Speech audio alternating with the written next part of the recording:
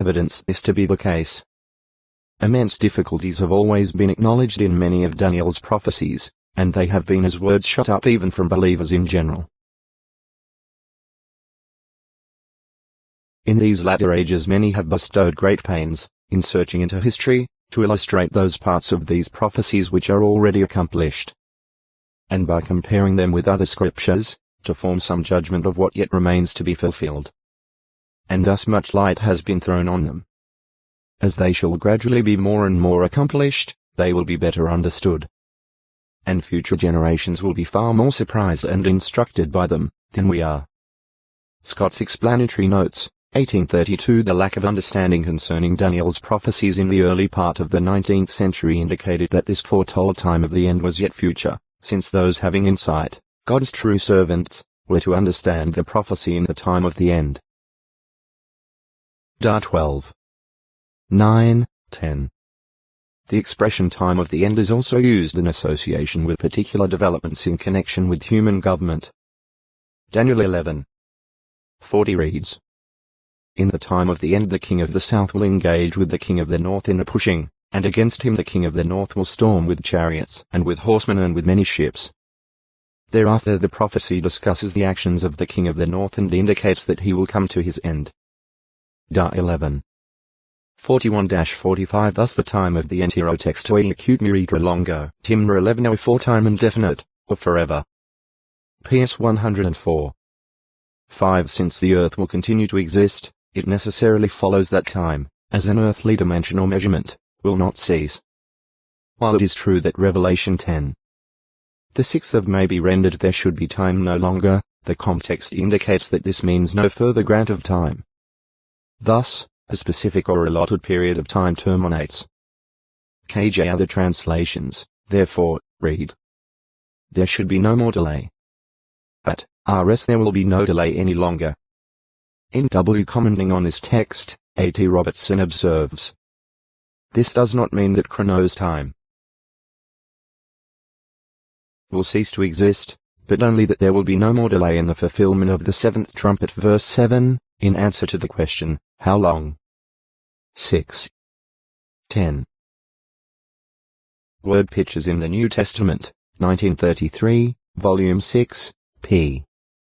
372. Timnah. 1.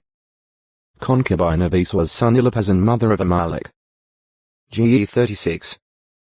10-12 in the genealogy at 1 Chronicles 1. 36. There are first enumerated 5 sons of Esau's son Eliphaz. Next are added, Timnah and Amalek. Professor C.F. Keel remarks on this.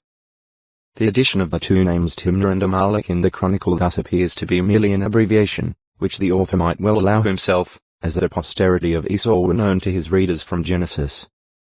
The name Timnah, too, by its form of feminine formation, must have guarded against the idea of some modern exegetes that Timnah was also a son of Eliphaz. Commentary on the Old Testament, 1973, Volume 3, 1 Chronicles, p. 53. Thus, Eliphaz's 6 sons were listed, but with the notation that one of them, Amalek, was of Eliphaz's concubine, Timnah. It must be remembered that Amalek became a nation that hated God's people and concerning whom Jehovah said, "Jehovah will have war with Amalek from generation to generation." Acts 17. 8-16. Thus the accounts, both in Genesis and in Chronicles, give this detail concerning the origin of Amalek. This Timnah is possibly the same as No. 2. A daughter of Seir the Horite, therefore sister of Lotan and Seir's other sons. GE 36. 20-22. 1ch1. 39 possibly identical with number 1. 3. The first name found in the list of 11 sheikhs of Esau, or Edom. GE 36. 40-43. 1ch1.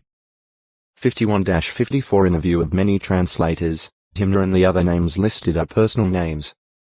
As KJ, JB, NW, RS. However, it is generally acknowledged that the expression according to their families, according to their places, by their names indicates that a tribe or an area is meant.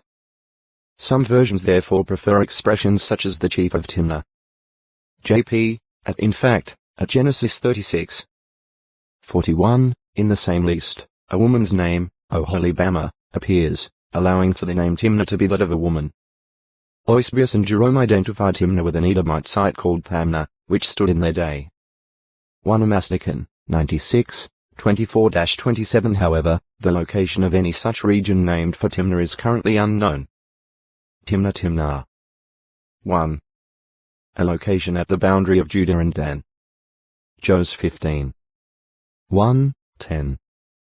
19.